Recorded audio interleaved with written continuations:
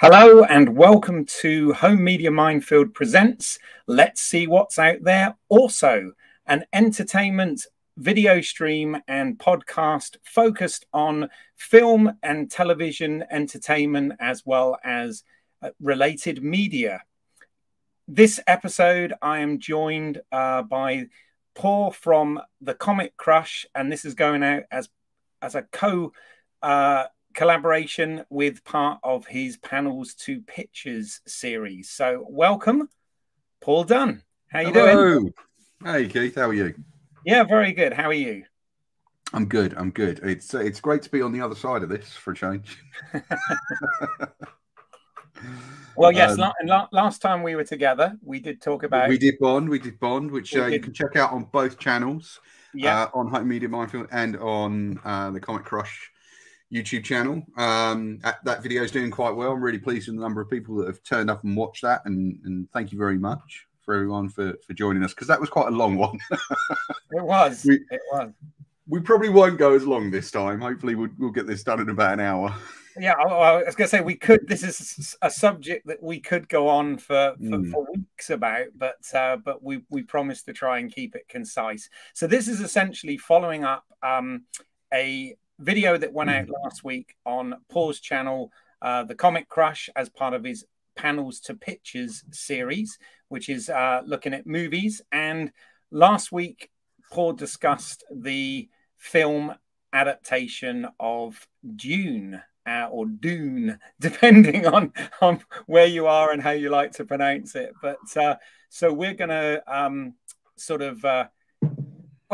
have another discussion around that same huge topic. Yeah, I mean, actually, what I want to get, Keith, is the first part is called Caladan, which is on my channel right now, and it'll also be on this channel by the time you watch this, I hope. And that was to get kind of Tony's opinion, because Tony is a sort of Dune super fan almost. He has read the book, he's watched the sci-fi TV shows, he's watched the Lynch version, he's watched the film that we're going to talk about 4 times.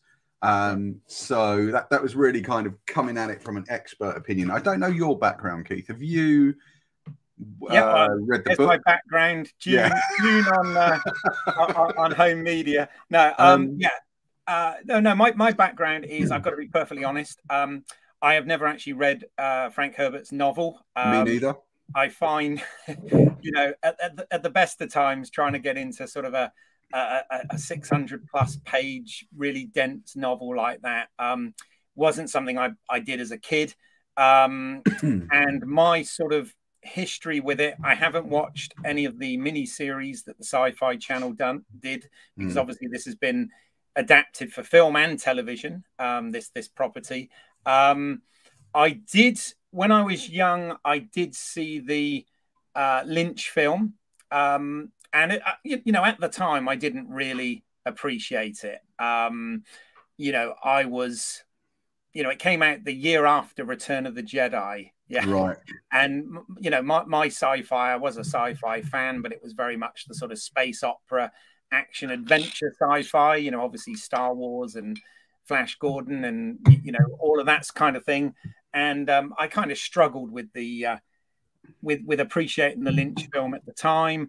I don't even know whether the one I saw was the theatrical version or whether it was the one that Lynch removed his name from. So I think for a long time, given the time you would have seen it, you would have only seen the theatrical version.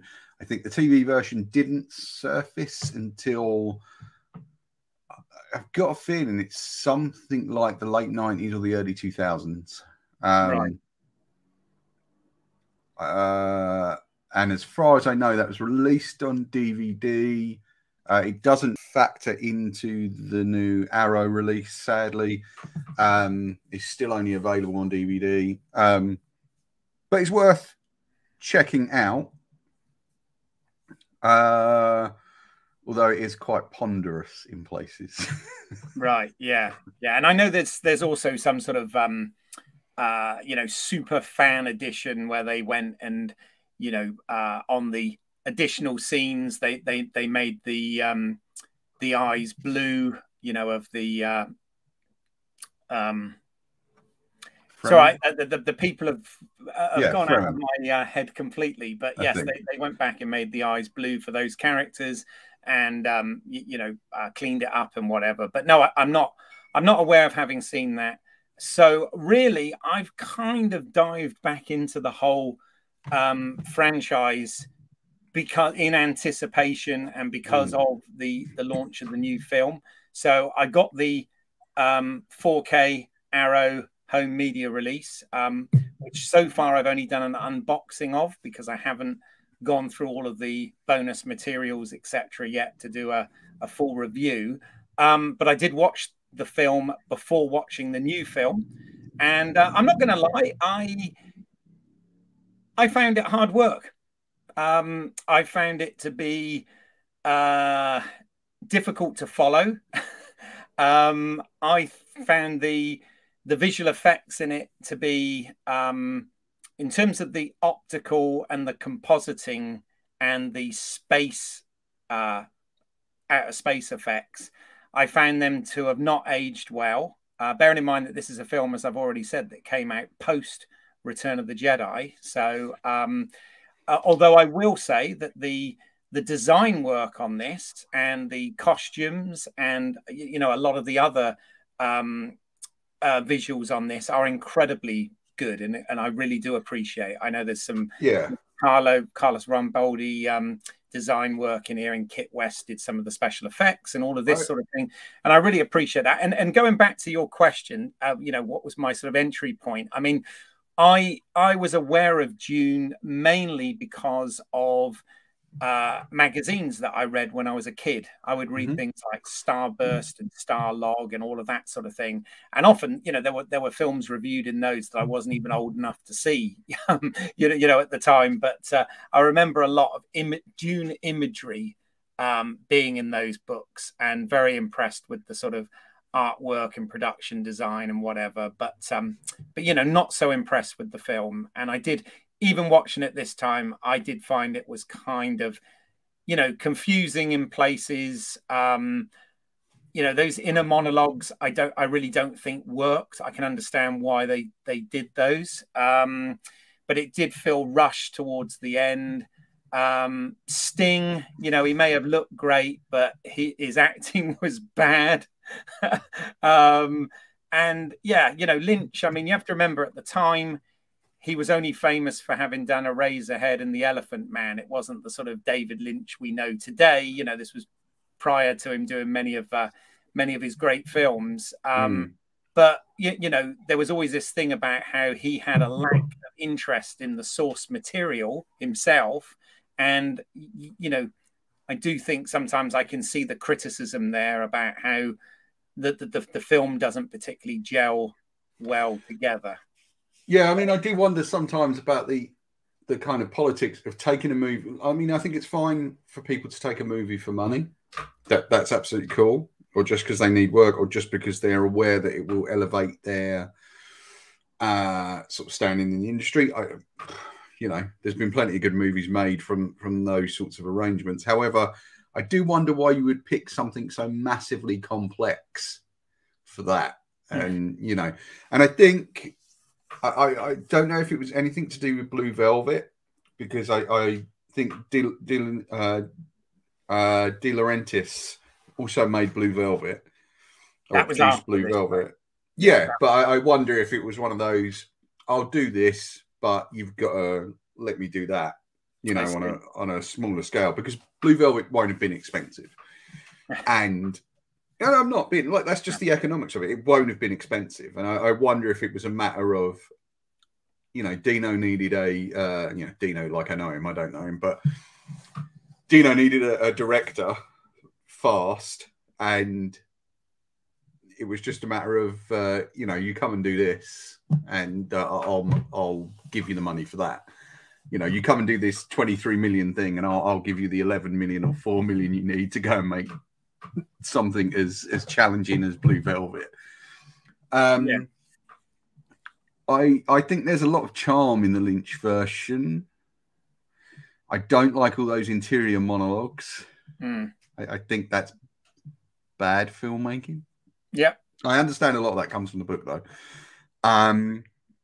We know that Ridley Scott was going to make this at one stage, but unfortunately, I think his brother passed away, and he kind of went into a bit of a funk, and from that, you got Blade Runner. You know. Yeah. Yeah, that's true. I mean, there was a couple of failed attempts before.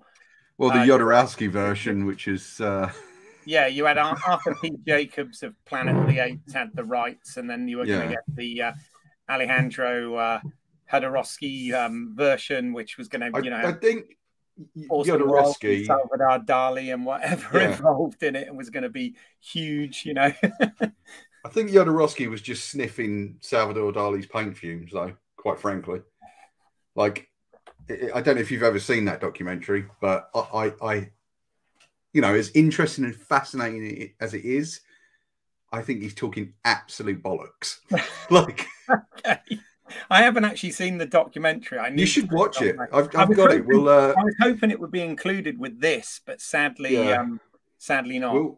We'll take a day, and I'll come to you, or you can come to me, and we'll sit and watch it. It's brilliant. But yeah, it's also like I think he is just talking absolute balls.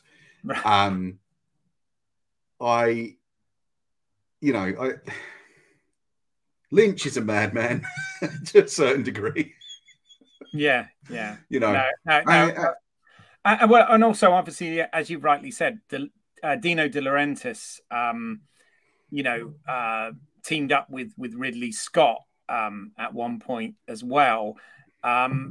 Obviously, yes, Ridley had that tragedy in his family and left the project for that. But also there was a lot of my understanding, and I only get this from, I have listened to part of the commentary by Paul M. Salmon, who is he worked on Dune, but he's very well known for having written the book about the making of Blade Runner. So you know, and he's something of a RoboCop expert. He's very involved in sort of behind the scenes stuff on film, and in fact, he's worked on, as you point out, on quite a few films. Sorry, please continue. Well, no, I don't want to misquote him here, but I watched your part one, and you asked is it Tony, your guest on part one? Yeah, you asked Tony, who's obviously very familiar with the book, and you mentioned about some sort of implied incest. There was a strange moment in the film. I don't know if you remember it, where they're in the desert and they have to change into the still suits, and they kind of each sort of steal a glance at each other as they're getting dressed. And I wonder if that was in the book. Was that Villeneuve's way of having that but dismissing it, so you don't have to deal with it? Because obviously it's not a comfortable subject in a $250 million blockbuster. No, not at all. No, it's definitely not a comfortable subject. I don't know whether it was in the book, but my understanding, and as I said, this is just sort of third-hand understanding from things I've read and listened to, is that the script that Ridley Scott was working on, which I think was done by Rudy Wurlitzer, I think, that may have had hints of that within that version of the script, which was one of the reasons that the studio was hesitant to go ahead with the funding. Got it. Thank you for clearing that up. But that's only, as I said, what I've got through, you know, reading and listening to a commentary, etc. I really appreciate you clearing that up, Keith, because I just couldn't remember where I'd read that. So thank you. No, that's all right. I just hope it's correct. So I mean, the Lynch version, not great, but still ambitious. I love the sandworms. I mean, just talking about, you know, getting down to, you know, single moments. I love the sandworms in that version. I thought they were great. There are certain things about it I like. I think it has some fascinating ideas. The Guild Navigator was, of course, so, as Tony was talking about, so memorable. You know, the great big amorphous blob with arms in the tank. Yeah, and there's some, you know, the fantastic ideas. You know, like the communications devices that translate. You know, there's some wonderful stuff in it. There is, as I said, the you know, there's definitely some Lynch elements in this for sure. You know, because some of the film is quite grotesque. Yeah, you know, but also, even though some of the visual effects, as I said, don't really hold up, I'm talking more about the sort of composite type effects. You know, things like the design, the costume design, the sandworms, you know, all of that sort of stuff really works, and it is quite an ornate vision of this material, I think, compared to Villeneuve's, which we'll get onto. But yeah, I think in a lot of ways Villeneuve's is quite austere in comparison. Yes. But still, you know. Yeah, I mean, shoulders. I mean, the other thing that, of course, you know, and this is widely known, you know, the Lynch film suffers from the fact that the agreement that Dino De Laurentiis and the studio and whatever had was the film could not be more than 2 hours and 18 minutes or whatever it turned out being. Well, when you put that into comparison, that's trying to cram this entire novel, you know, the entire first novel of Dune into that time frame, whereas compared to Villeneuve's film, which was longer than that, it was about I think 2 hours 35 minutes, but obviously it's only trying to do half of that novel in that time. So again, you know, this felt bloated and rushed, and as a result, narratively was quite confusing. They had to use those inner monologues, which, as you rightly said, they were taken from, I believe, parenthesis dialogue within the novel itself. So it was taken, you know, it was adapted straight from the source material there. But it was obviously crammed in to try and fill in those gaps that deleted scenes would have dealt with. The thing that annoys me is if you look at the caliber of actors in the Lynch film, I'm really shocked. I mean, maybe they did. I don't know the ins and outs of the making of that film, but I'm really shocked that not one of them, because they were quite, you know, hefty actors, you know, in terms of the weight of them. I'm surprised that not one of them said to Lynch, "Look, I can do this with a look. I can do this with." The way I ask a question, or, you know, I'm a professionally trained actor. Exactly. No, I get it. I mean, but by the way, I have to credit, I didn't have time. Normally I try and prepare slides for these things, even though it goes out as obviously an audio podcast as well. But to try and help, I have to credit the website BuzzFeed here, because this is the best that I found, sort of doing the, if you want, the sort of comparison of the actors playing the various characters. And obviously there we've got, of course, Kyle McLachlan from the, you know, Lynch film, which of course was the beginning of a huge relationship between director and actor there, working relationship in terms of, you know, obviously Kyle McLachlan's appeared in numerous Lynch films, including, you know, the series Twin Peaks, etc. He's a fascinating actor. Like that guy is an excellent actor. Yeah. And I think he's one of those actors that fulfills that adage of, and Tony and I were talking about this, the different schools of acting, where, you know, Gabriel Byrne said there's a couple of schools of acting. One is that you put on fake noses and you become someone else. And the other is that you play yourself, and the better you can play yourself, the better actor you are. And I kind of get the feeling that Kyle McLachlan has spent his entire life playing himself at different stages of his life, and he's well aware of who he is and his kind of proclivities and sensitivities as an actor. Yes. And that makes him an excellent actor, although you never see him really transform. Yes. You do always get a sense of, in a way, it's like looking at The Rock, because you never believe The Rock is who he says he is. You just go, oh, and we were talking about The Rock on the Sony version as well. That's The Rock. playing, you know, it's never, oh, that's Luke Hobbs or that's whoever. like that's the Rock, because there's no mistaking it. And in a way, you never go. You know, both work. You know, sometimes you're playing totally personal charisma. You're the actor, you know better than I do. And sometimes it's, but I mean, I know a lot of purists of the Dune novel. Obviously, a lot had a problem at the time with Kyle Mclaughlin being slightly older than the character of Paul Atreides. You know, because he was kind of in his mid-20s at this point, and it was always supposed to be a teenage character, and obviously.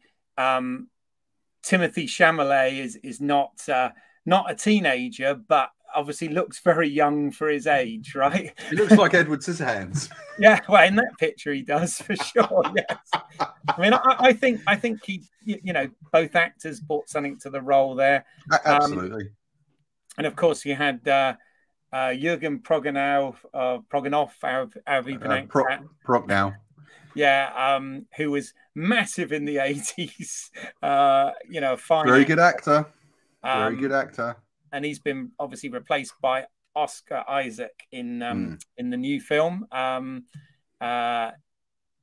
Both actors, I think, you know, they make the character their own, but both of them deliver solid performances in the, you know, respective materials there. But yeah, this is quite a nice sort of way of showing the characters then and you know the actors who are playing them both then and now. But I don't know whether we want to go through each one individually. But you know, most of them had a counterpart in this film. There were one or two characters that we haven't got to yet. That, you know, from the source material that haven't yet appeared in the new adaptation. Here's one of the probably the biggest changes. So, you know, Max von Sydow was replaced by Sharon Duncan Brewster, but hey, both work. You know, both tell the story. But of course, that, you know, there are some we haven't got to yet. The main one being the character that Sting played in the 1984 film, and he's sort of like a Harkonnen assassin. Am I right? Yeah, that's right. And because obviously that's the other thing everyone remembers from Dune is Sting and his black leather underpants, his wide fronts. Well, yes. Yeah, I mean, we'll see what happens in part 2, right? But yeah, like, it's an interesting film. I think it's a good example of what happens when you try and do a Dino De Laurentiis, a George Lucas film on a Dino De Laurentiis budget. That's a very good way of putting it, actually. Yes. So it's, you know, it's one of those things. What can you say? What can you say? I'll certainly tune in and watch it at some point. I do need to kind of give it a look again. I just haven't had the time or wherewithal to kind of really dig into that version. But I'm looking forward to it. Like you, I've got the Arrow box set. So I'll certainly be taking a look at everything that offers. Keith, I want to try and get an idea of how you feel about the new version, because we saw this, and thank you, by the way. We saw this because you managed to get us some really great tickets for a special BAFTA screening of it. And thank you so much for that. That was wonderful. I was really glad to be able to see it. As much as I am kind of railing against the cinema experience a lot lately, largely because I don't think it's adjusting itself well for the way the audience is taking in its art. That is to say, these films should be available on streaming because people don't want to go out at the moment. Well, it's not that people don't want to go out. There are a lot of people out there. But I think there's room for both. However, I was really thrilled to see it on a huge IMAX screen, and I'm really grateful for that. Thank you. We had really great seats, and you know, it was just a wonderful experience. So thank you very much for that. Oh, you're very welcome. I mean, I have actually seen it again since then. Really? Okay. Yeah, I saw it over. I went to another BAFTA screening, but over at Warner's own screening rooms, which obviously they're kitted out. It's got fantastic sound, you know, like Dolby Atmos, etc. But obviously it wasn't in IMAX watching it at Warner. It was just all 235:1 aspect ratio. Now I have to say that I'm so glad my first viewing of it was in IMAX, because Denis Villeneuve has used that format in a very, very creative way. The dream sequences that Paul has, as well as a lot of the establishing shots of you know, different worlds, etc., and many of the action sequences were all actually shot in IMAX using IMAX cameras, and look absolutely stunning on an IMAX screen, even though we're dealing with shifting aspect ratios and whatever. And I just thought it kind of, because of that, it punched. You know, I thought he used it in a narratively sound way, in the fact that maybe he wasn't able to afford to do or it wasn't practical to shoot the entire movie in IMAX, but the scenes that they did do it with were chosen very wisely, I think. And I think certainly at the beginning of the film, because we experience a lot of the film in dream sequence from Paul's point of view,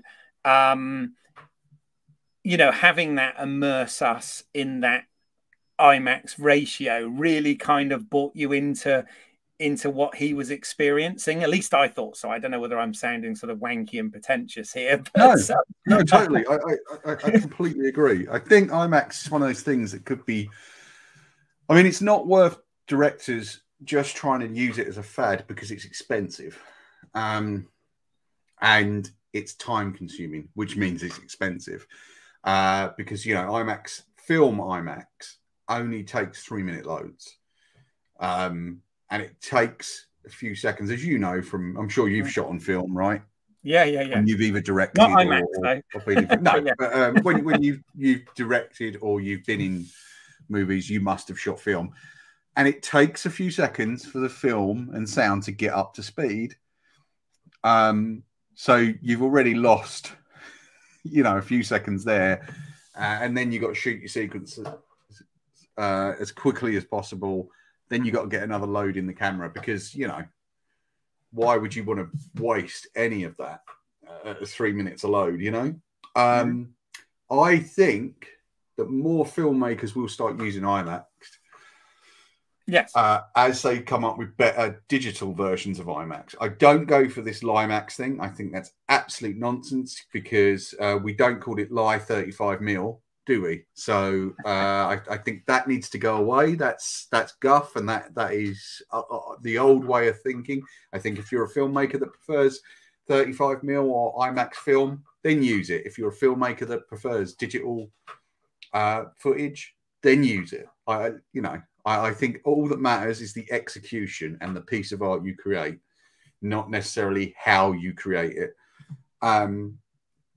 So I go off on this. It really annoys me now. Like I had a bit of an epiphany on it like a couple of years back, and it's just like, this is nonsense. If we're watching digital projection on a film that's shot digital camera, you don't go, oh, it's like 35mm. It's not real 35. It's like, who cares? Who freaking cares at this point? But I think as they get into, you know, faster digital loads, better digital acquisition, bigger chips, because obviously it's a big frame to kind of store digitally. Oh yeah. And the chip size does make a difference, and better kind of dynamic range. I think more filmmakers should and will use it. Yeah. And even Wally Pfister a few years ago in a documentary, who shot a lot of Nolan's early movies, including Dark Knight, said that, look, we will be using digital eventually. Like Chris and I will go to digital eventually. It's just a matter of time, but it has to be good enough, and it has to be, you know. So I'm really glad we saw it in IMAX. It was a beautiful frame, a beautiful kind of scope, and the immersion of it was gorgeous. Yeah. How do you feel about the film as a story? I mean, did you enjoy it? I mean, that's the key thing, enjoyment. Yeah, did you enjoy I it? absolutely did. It's funny, actually. I know some people who didn't. I've had conversations with people that thought it was, you know, drawn out and slow and boring and a bit up its own arse and pretentious. And, you know, I've heard all sorts of things like that. I did not. That was not my experience at all. My experience with this, going in, I knew it was going to be a long film. You know, we know what the running time was. However, I thought that the world building in this, even though, as you said, it was more austere than what Lynch had done, maybe, I thought the world building was absolutely fantastic, and I got really drawn into it. I think a lot of it helped in the excuse me, in the fact that Villeneuve, and again, I know he's been criticized for this, but he decided to do as much as he could practically. Okay, yes, of course, there were digital elements and CG elements and bits and pieces included in this, but wherever possible, he would film on location. You know, lots of the desert stuff was filmed in the deserts in Jordan. He would have sets built for most of the interiors, and even down to the copters that they used in this with that sort of dragonfly insect-like thing, which, by the way, he did that so much better than the Lynch film did. But they were practically made on gimbals, and it was just the actual wings themselves that had been generated in post. And I think it's funny, but there's something tangible about that you feel when you're watching this. I can't describe it. I know there are tools that you can use that prevent you, that you don't have to go to those extremes, and not every film has the budget to go to those extremes. I for one really appreciate that. Of course, what he did throughout the entire film was he desaturated everything, so that when we are on Arrakis, the desert world, instead of it looking, having blue skies and golden sands, he took that out so that the sand, it looked like sand, but the sky was very it was kind of like a beige color. Yeah, it's very washed out, and it's a great look. I think with filmmaking, I mean, looking at it now, I hope more people will move to, because like films are expensive, and I think that actually prohibits what gets made. Whereas now I'm looking at things like the Unreal Engine, that they used for The Mandalorian. And it's just like, I don't know about you, but I couldn't tell that none of that was real in The Mandalorian. No, well, I think, I mean, this is, we could go off on a massive location. I just want to, but I'll just say, to sum that up briefly, in my opinion, is the stagecraft that they use in the volume, that technology you just mentioned in The Mandalorian, that to me is the perfect compromise, because that is that gives you the flexibility that shooting on a blue or green screen soundstage gives a filmmaker in terms of creating a world and doing things in post.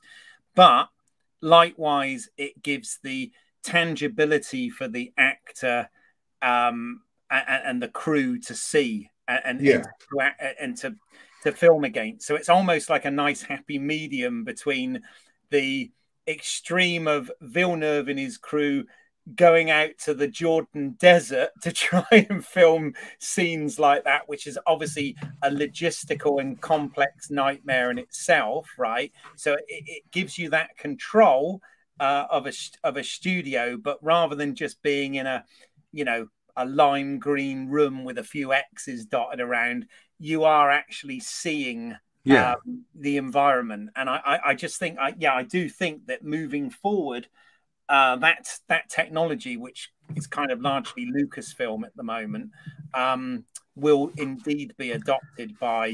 I think all the big guys need to be using it, and moving forward that, because yeah, no, it's a great tool. A great tool. I mean, it's expensive. It is expensive. It's funny. It has different costs. You know, there are the costs to doing things practically, which is hard. But then there are also the costs to doing things digitally, and in that sense, and you know, you've got one can argue you've got slightly more control, but then again, it's harder to make things look real.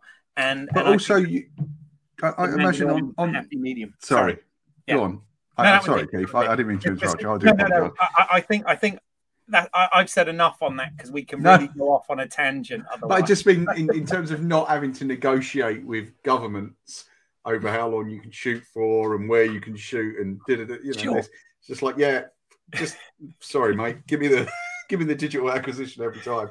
I mean, it's a handsome looking film. I don't want to say too much on that version, because I did say a lot in the other version with Tony. I'm kind of more interested in your thoughts. Yeah, no, well, absolutely. My thoughts are, as you said, the movie looks fantastic. The world building was really impressive.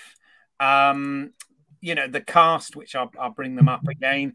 You know, a great cast here. I didn't think there was a duff performance among any of them. I think Rebecca Ferguson was amazing. Yeah, we've got her there as Lady Jessica. Obviously, she was played by Francesca Annis in the 1984 version, who, again, you know, did a good job. But I think the Ferguson's performance was much more nuanced.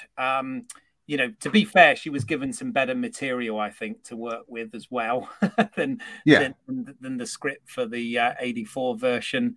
But yes, her performance, fantastic. I bought into the worlds and the characters, and it wasn't that I'd seen it, you know, a couple of days after seeing the 84 version. If I hadn't seen the 84 version, you know, if I was a new audience member completely, I think I would have bought into this world, and I just like, and obviously, of course, because this is made, you know, decades later, you know, we do have the technology to actually envisage and imagine it much better as well. Like, for example, we're looking at the character of Gurney, which is played by Patrick Stewart in the original version, and Josh Brolin in this. But early on in the film, when he and Paul have a fake duel, you know, fake combat duel, they use those energy shields, and they really don't look good in the Lynch version. I like, no, they don't look great. I think they have a very unique look, which is interesting. True. And I really like it because it's interesting, because it's different. Yeah. Jason Momoa gets lots more to do as Duncan, Idaho, in this version than Richard Jordan did in the original. And you know, again, you talk about people who sort of bring their own charisma to a performance.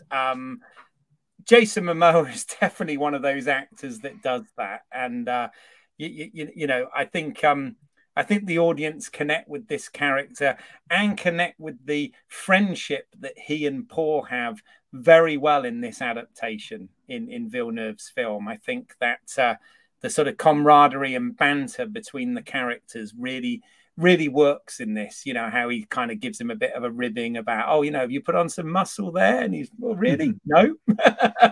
And all that. I loved all of that stuff. Yeah, know? It's nice. And then, of course, we've got Sean Young played Chani in the original, and which is, of course, played by Zendaya in this version. And I think the choice to use Chani as the, you know, the visions that Paul was getting is kind of the narrative introduction into the worlds was a better choice, actually, than they did in the other adaptation. I don't know about you, but I thought...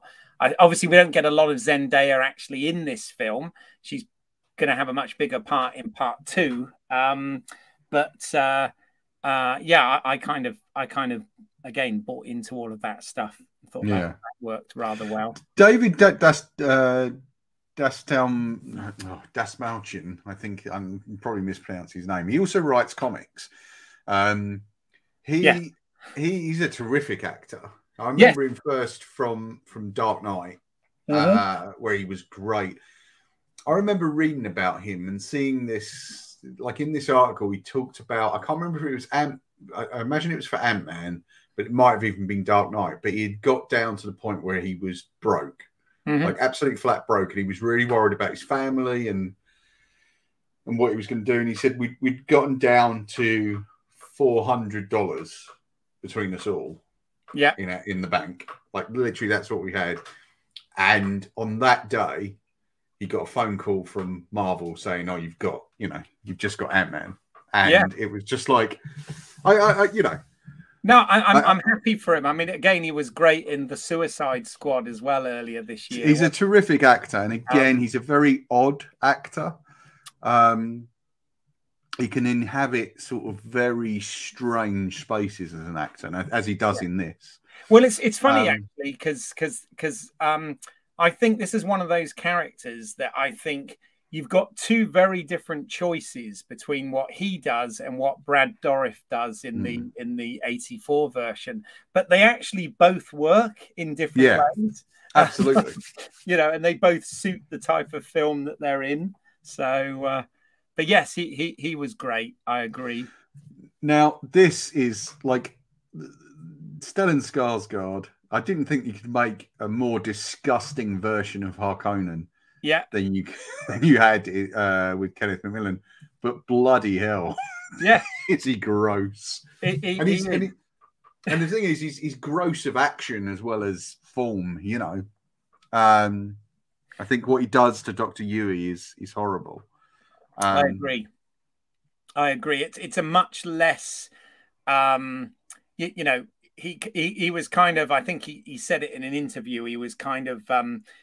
Channeling sort of Marlon Brando's Colonel Kurtz in his performance. Although he's a bit more like Marlon Brando's Dr. Moreau, really. But there you go. Actually, that's quite good. Yes, obviously Kenneth Macmillan played it very differently, equally as gross, but just in a much more flamboyant way in Lynch's film. But yeah, I personally, I preferred Skarsgård's take on it. Fair enough.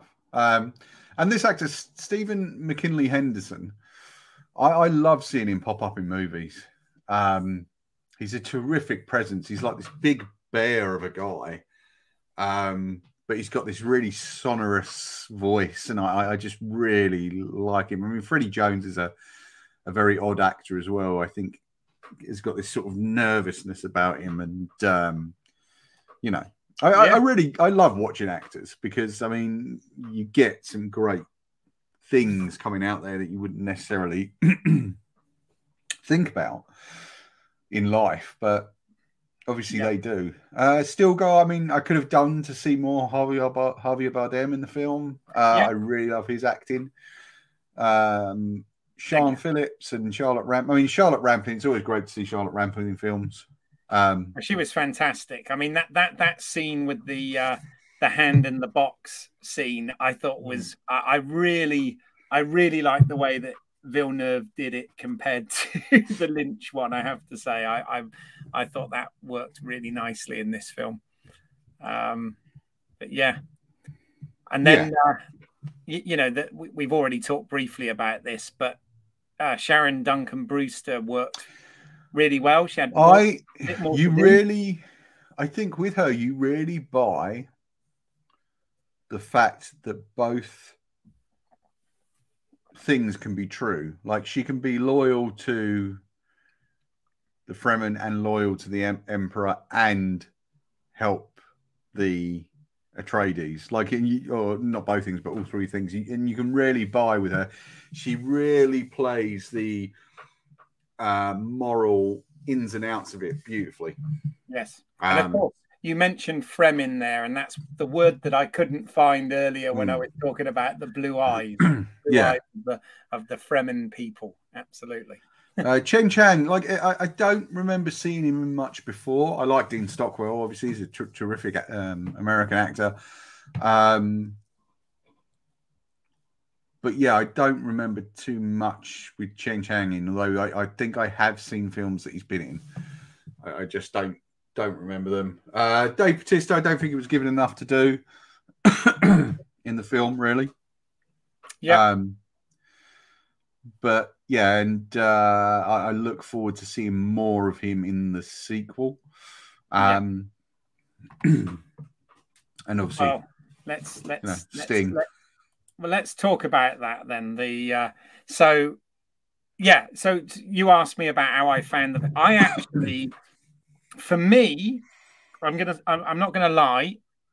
When it puts up, when it comes to an end and it puts up, directed by Denis Villeneuve, I was like, oh, were we there already? So that 2.5 hours or 2.5 hours plus whatever it was, actually flew by for me. I was really invested in the characters. This is interesting because I found that for me the film was about 20 minutes too long. So I feel that where it should have ended, for the sake of a cliffhanger for film audiences, is as the Ornithopter flies into the sandstorm and the Harkonnens launch their missiles. Yeah, I think we should have cut there. Well, I mean, this was the issue, you see, because I think I can see what you're saying narratively. If it was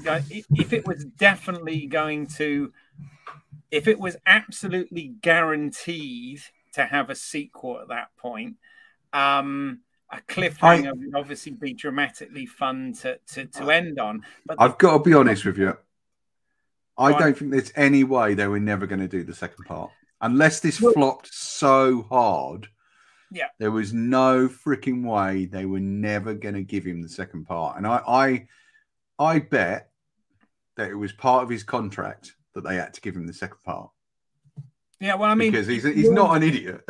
Well, I mean, his intention with this is actually to be a trilogy, because what he wants to do is he always intended of doing the second part of this book and this story, but he also, I believe, wants to adapt Dune Messiah, which is the follow-up novel as well. And I think his plan, from what I understand from interviews, etc., that I've read of his, was to do that all along. But I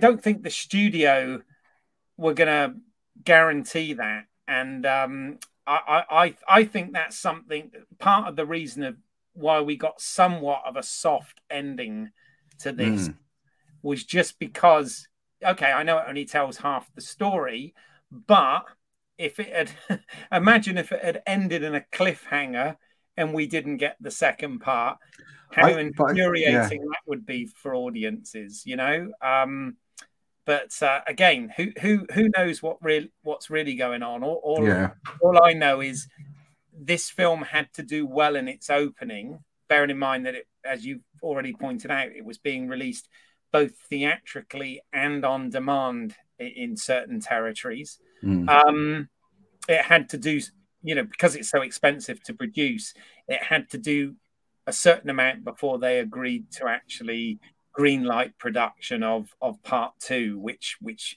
fortunately the plan is that in 2022 they're going to start filming part 2 for a 2023 release is the latest that we as we're recording this that we've got in there, and I'm delighted that we're going to get more of this. Yeah, me too. Because I do really rate Denis Villeneuve as a filmmaker. I've enjoyed all of his films. Blade Runner 2049 didn't do as well as was expected to do, even though it was a critical success. It was not the commercial success that the studios wanted it to be. Which is a nice sense of synchronicity, yeah. For Blade Runner. Indeed. But no, absolutely. But that's I think why they had to see whether this was going to perform before greenlighting another massively expensive production. And but Villeneuve's plan was always this was, well, it says part 1 in the title anyway, not on the marketing materials, notably, No. but I suspect that it does. that might have been a late decision, but yeah, I don't know. But yeah, certainly I'm looking forward to part 2, and I'm certainly looking forward to revisiting this film on home media when it comes out. Keith, so if people want to know about home media. Is this your cue that you want us to wrap up? Yeah. No, not at all. Not at all. I'm just taking a chance to segue nicely into a plug for your very good channel, which deals with Blu-ray and DVD technical aspects, really, and the quality or lack thereof of special features on home media. You do a lot of like 4K mostly, right? Don't you now? Like you're kind of well into the. Well, it's a funny old marketplace. I mean, I call it the reason I named it Home Media Minefield was for a reason, because it is a minefield. There are various releases depending on where you buy stuff. Studios have a tendency to double dip, which is expected as well because it's a money making thing. But if you want to be a completist and you want to have all the versions in the best quality with all the special features and the best audio and all of this, it does turn into to somewhat of a minefield. I will say that the one thing that drives me mad about the home entertainment sort of arena is having to buy multiple versions to get every special feature. Like that drives me absolutely up the wall. Mm-hmm. But I understand the reasons for it in terms of things like rights lapse and especially if you're dealing with filmmakers that have passed away and stuff like that. And there's a lot of things that happen, and obviously like Arrow Video, and by the way, I'm not sponsored by them in any way, but Arrow Video who have done the 4K release of 1984's Dune. It does come in nicely packaged. I have got an unboxing video on the channel if people want to see what's included. It comes with posters and booklets and bits and pieces, art cards, things of that nature. But the whole the marketplace is a funny one, because you've got 4K. That's still nowhere near as popular as Blu-ray. Okay, Blu-ray is kind of the high def de facto, and again, arguably, sometimes the difference between Blu-ray and 4K is negligible. Okay, right. But the other thing is, some titles are still only being released on DVD. Would you believe?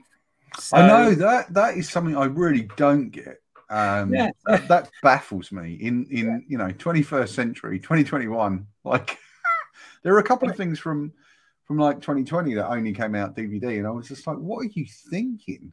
Yeah, in the US, in terms of physical media, DVD still has the majority share of the market. Crazy. It's well over 50% of the marketplace is still DVD. And interestingly, even titles which stream in 4K still sometimes only get released either on Blu-ray or on DVD. I recently got hold of it's a slight segue here, but Clarice, which is a spin-off of the Silence of the Lambs franchise, and that on physical media is currently only available on DVD. You can't get that even on Blu-ray. So go figure. But anyway, so thank you for the plug and apologies for the segue. No, not at all. It's great. Thank you for doing this. Villeneuve's Dune, I would say, would probably almost certainly warrant a 4K release. I'd imagine there's going to be several releases, right, of this. Yeah. Steelbooks and whatnot. Packaging is a whole nother thing. Yeah, steelbooks. So, I mean, I don't really have anything to add to this now. I've kind of, I think over the 2 shows, I've said everything I want to say about it, and I'm really grateful for the chance to do that. And thank you for having me on and agreeing to kind of host part 2, Keith. No, that's all right. No, I mean, it is a, like the world of Dune itself, it's very complex and rich, and there is much that we can talk about the franchise and the adaptations. Bottom line is, I definitely fall in the camp that really enjoyed the Villeneuve film, and I'm looking forward to seeing more of this. And you know, getting into the world of Dune, which is something that, to be honest, you know, I've not been particularly familiar with the material, so I'm enjoying getting into it now. You know, me too. Cool. So Paul, you gave me an opportunity to plug myself on my own channel, if you like. I mean, obviously, if people are here watching this, please check out some of the other work and consider subscribing and all of that stuff. But Paul, what about your channel and your work? So, as I'm sure people know by now, we are the Comic Crush. I am the Comic Crush. And we do, there's a website with articles and comics reviews and loads of great stuff, and a web store as well, which helps keep everything else financially going. All over at thecomiccrush.com. In terms of YouTube, we're on here with the Comic Crush channel, and I have a bunch of shows. So at the moment, there's Crushing Comics, which is weekly comics reviews with myself and Liz Jordan. From Panels to Pictures has a variety of co-hosts, including this fine gentleman here, who pops on every now and then. We also do specials like the Dune show, of which this is part 2.